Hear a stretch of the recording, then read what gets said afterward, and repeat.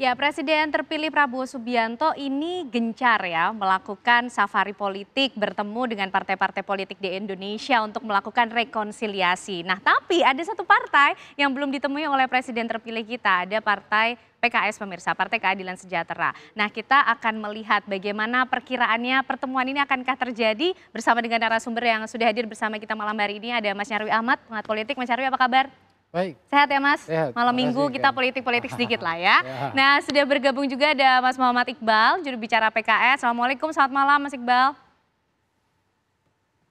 Waalaikumsalam warahmatullahi wabarakatuh. Selamat malam Mas Nyarwi, Mbak Caca. malam, Bung Iqbal. Oke, baik. Kita ke Mas Nyarwi dulu deh Mas Nyarwi. Ini kalau kita melihat perjalanannya Pak Prabowo dari koalisi perubahan kan sudah ketemu PKB, sudah ketemu dengan Nasdem, bahkan sering kayaknya kalau ketemu sama Nasdem. Ya. PKS akan ketemu juga nggak nih nanti? Ya, menurut saya peluang PKS untuk ditemui Pak Prabowo itu besar sekali. Kenapa? Karena PKS ini kawan lama Pak Prabowo saya lihat. Oh gitu. Ya, kita ingat ya Ken ya, pemilu 2014 itu PKS salah satu partai yang solid ya mendukung Pak Prabowo untuk Pilpres 2014. Lanjut 2019, PKS ada di situ juga. Jadi kalau dilihat partai-partai pendukung Pak Prabowo itu ya, itu selain PAN, itu PKS yang konsisten saya Oke. lihat gitu ya. Hanya absennya kan kemarin 2024 kan gitu ya, Bung Khalid ya. Jadi itu saja gitu loh. Itu satu. Terus yang kedua, interaksi antar elit-elit PKS ya dengan Pak Prabowo saya kira itu juga bagus ya. Tidak terlalu banyak saya lihat ada. Memang begini, suara-suara kritis PKS itu luar biasa ya selama Pilpres juga ya. Karena kan PKS saya lihat ini konsisten mendukung Anies Muhaimin sehingga memang banyak ya sasaran kritiknya dialamatkan ke kompetitornya. Dan yang paling banyak salah satunya Pak Prabowo dan Gibran kan gitu. Tetapi kalau kita lihat ya Ken ya, dinamika politik yang ada saat ini gitu apalagi misalnya Nasdem, PKB begitu sangat cairnya misalnya ya dengan Pak Prabowo, saya lihat ini peluang PKS untuk merapat itu besar. Oke. Nah hanya saja gitu ya, PKS ini saya lihat DNA-nya itu selama 10 tahun terakhir lebih ya. Nanti saya bisa dikoreksi ya. Konfirmasi Wah, ya iya kita ya. konfirmasi Mas Khalid ya. Itu lebih kepada sosok partai yang lebih nyaman ada di blok oposisi kan gitu. Jadi luar biasa itu kalau gema suara PKS itu di parlemen, di luar parlemen begitu mengkritik pemerintah itu luar biasa ya, banyak didiskusikan, banyak juga direspon banyak kalangan gitu dan dianggap merepresentasikan juga tidak hanya pemilih PKS seperti itu. Nah, memang nantinya akan ada plus minus ya. PKS ini bukan berarti saya lihat partai nggak punya pengalaman untuk di pemerintahan. Di zaman Pak SBY dulu berapa kali kan gitu ikut bergabung ya pada periode pemerintahan Pak SBY. Tetapi memang kemudian saat ini gitu ya kalau saya ditanya gitu ya, pertanyaannya kan sederhana, apakah kalau kita lihat kan gelagatnya PDIP ini kan jelas-jelas porsinya sudah banyak akan di blok oposisi.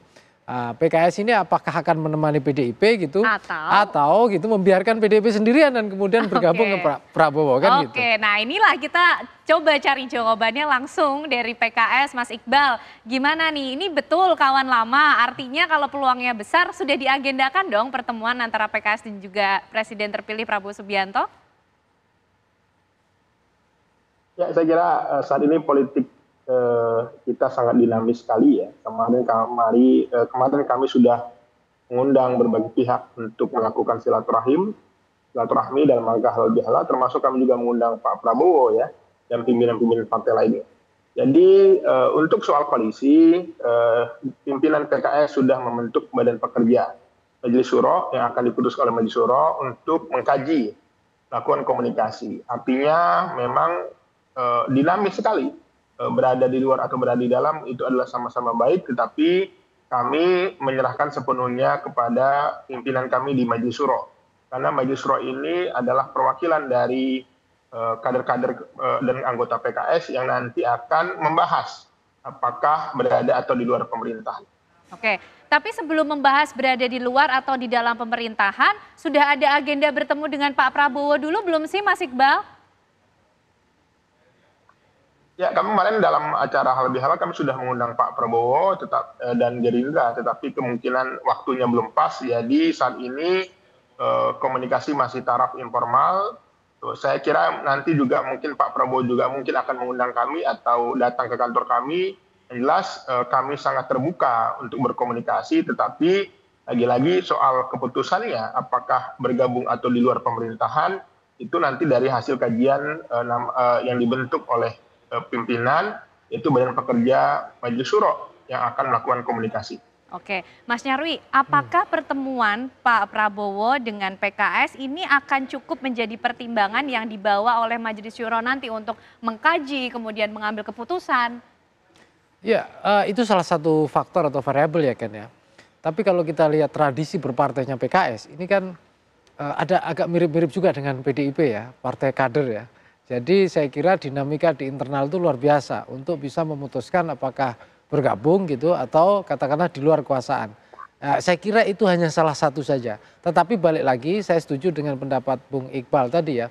Kalau kita baca struktur PKS itu kan ada namanya Majelis Syuro. Ya. Dan itu kan punya otoritas yang besar ya dalam memutuskan arah dari partai ini nanti ke depannya ya, termasuk dalam pemerintahan di parlemen, kemudian termasuk apakah gabung apa tidak.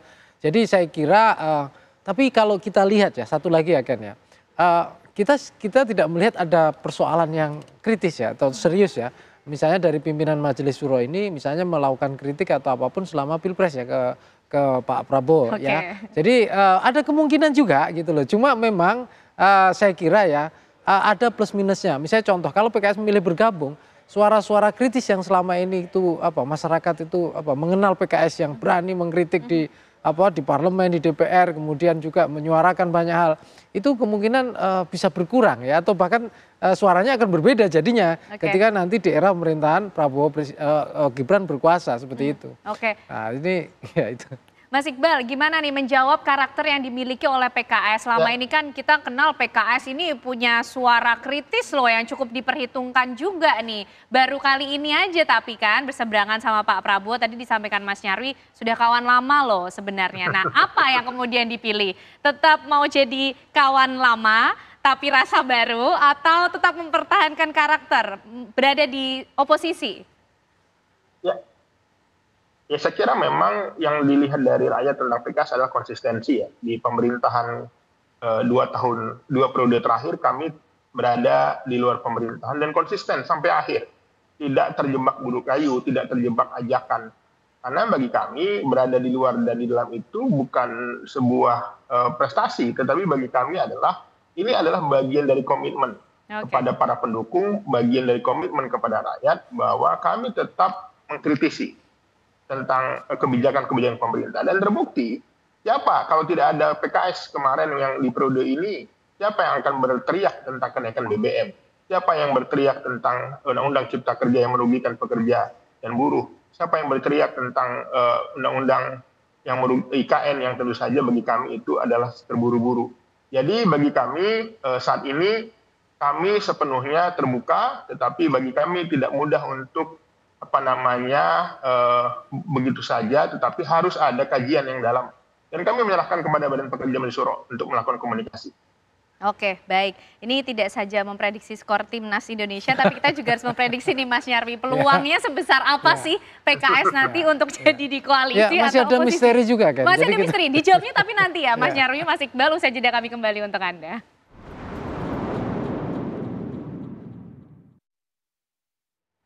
Ya, Prabowo masih di hati PKSK. Kita langsung tanyakan saja kalau begitu ke Mas Iqbal. Mas Iqbal, ini kan sudah ketemu PKB, sudah ketemu Nasdem. Pelukannya sepertinya erat antara Pak Prabowo, PKB dan juga Nasdem sepakat katanya kerjasama untuk rakyat. Kesepakatan itu akan kita lihatkah ketika nanti pertemuan antara Pak Prabowo dan juga PKS terjadi? Ya saya kira kalau kedekatan dengan Pak Prabowo ini nggak usah diragukan ya. PKS 2 kali dalam pemilu itu mendukung, jadi pendukung utama bahkan ya. Bahkan Pak Prabowo itu selalu menyebut PKS itu segajahnya, teman sahabat segajah, bukan sekutu lagi ya, segajah. Tetapi lagi-lagi pada pemilu kali ini kami kebetulan berbeda pilihan, berbeda pandangan, sehingga memang pada periode ini tidak mendukung. Jadi kalau soal komunikasi, soal kedekatan nggak diragukan. Jadi kita melihat bahwa banyak pertimbangan yang akan dilihat ya, dari aspek geopolitik, dari aspek kepentingan nasional, termasuk dengan aspirasi dari masyarakat khususnya dari pimpinan dan juga kader-kader PKS. Tetapi kami meyakini Badan Pekerja Majelis Syuro yang sudah dibentuk tentu saja melakukan kajian yang mendalam, ya, komunikasi-komunikasi yang sangat efektif untuk melihat apakah berada di dalam dan di luar. Jadi kalau hubungan antara PKS dengan Gerindra ini sudah berlangsung lama, dan ini tentu saja bukan hal yang baru untuk berkomunikasi. Jadi sebelum partai-partai lain mendukung Pak Prabowo, sejak lama PKS sudah mendukung Pak Prabowo. Tapi lagi-lagi pada pemilu ini kita berbeda pandangan, berbeda pilihan, dan itu hal biasa dalam politik. Oke, tapi kan pemilunya sudah selesai lah ya Mas, kita bilang lah ya, karena kan nanti sudah sah, tinggal pelantikan. Nah, akankah kita melihat cinta lama ini bersemi kembali gitu Mas Iqbal? Ya, saya kira segala kemungkinan dalam politik terjadi, apalagi kami berpandangan, pimpinan berpandangan bahwa berada di dalam ataupun di luar itu sama-sama terhormat. Ya, jadi kami lagi-lagi tidak bisa terburu-buru memutuskan, tetapi PKS punya mekanisme sendiri, PKS punya badan pekerja yang sudah dibentuk. Kita lihat saja nanti bagaimana keputusan. Yang jelas PKS sama-sama ingin juga melihat bagaimana ke depan pemerintahan itu juga bisa dilaksanakan, ya, dengan janji-janji politiknya, dan PKS tentu saja akan senantiasa juga mengkritisi, ya, tentu saja juga memberikan masukan-masukan yang positif. Karena bagi kami dalam politik itu bukan hanya soal kepentingan pribadi atau seseorang, tapi juga kepentingan masyarakat. Dan apa yang kami tunjukkan selama periode pemerintahan Pak Jokowi adalah sesuatu yang juga efektif berada di luar, tapi juga bukan tidak mungkin berada di dalam. Jadi kita tunggu saja nanti hasil keputusan Majelis Syuro PKS. Oke, baik Mas Nyarwi, gimana nih? Akan senantiasa mengkritisi dan memberikan masukan yang positif, tapi kira-kira akan memberikan kritis dan masukannya sebagai salah satu menteri di kabinet atau tetap di oposisi? Ya, kalau saya lihat dari pernyataan Mas Iqbal ini tadi masih bimbang itu. Kan? Jadi, tapi memang saya lihat PKS katakanlah punya semangat yang kuat ya untuk konsisten sebagai partai politik gitu ya, menjadi aktor penting dalam demokrasi gitu, dan itu tadi disampaikan penjelasannya Mas Iqbal itu kan luar biasa ya, di masa Pak Jokowi perannya konsisten seperti itu.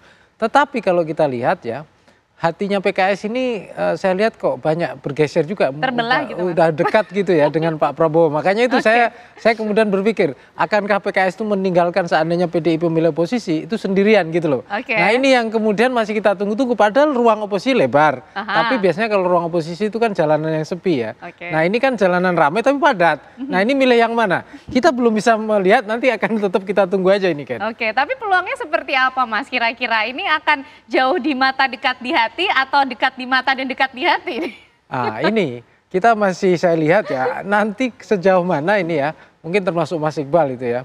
Ini kan kelompok-kelompok yang muda saya lihat itu masih nyaman banyak bersuara kritis. Tetapi kan saya kira kelompok-kelompok faksi yang lebih senior itu kan melihat secara panjang, jangka panjang ya, plus minusnya. Tapi dugaan saya ya, PKS ini membutuhkan ruang yang lebih lebar dalam berpolitik, itu termasuk ruang pengaruh ya, elektoral.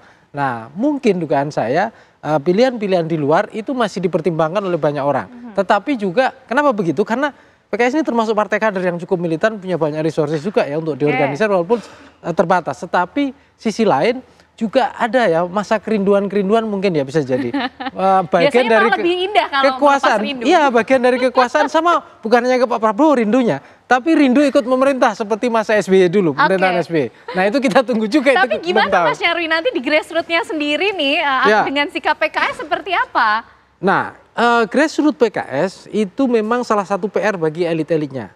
Karena kalau kita lihat kan militansi pendukung PKS cukup besar kemarin dan konsisten loh kan dengan pemilu sebelumnya, dan itu dalam posisi PKS di luar pemerintahan, istilahnya di luar faksi yang mendukung Prabowo Gibran.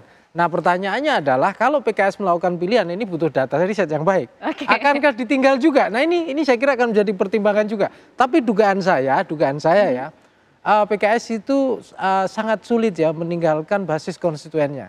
Makanya itu sampai hari ini masih belum yakin gitu ya, belok ke Pak Prabowo gitu, dengan risiko tentu saja gitu, atau katakanlah tetap konsisten ya, menemani misalnya, menemani PDIP seandainya PDIP ini di luar.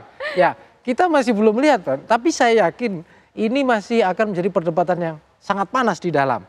Nah, kita lihat pada senyum-senyum di luar gitu, tapi di dalam saya kira galau. Ya galau gitu.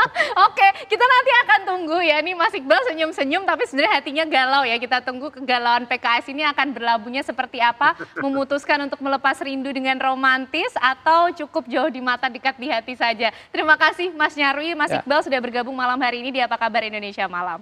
Terima kasih. Sama-sama. Terima kasih. Salam. Assalamualaikum.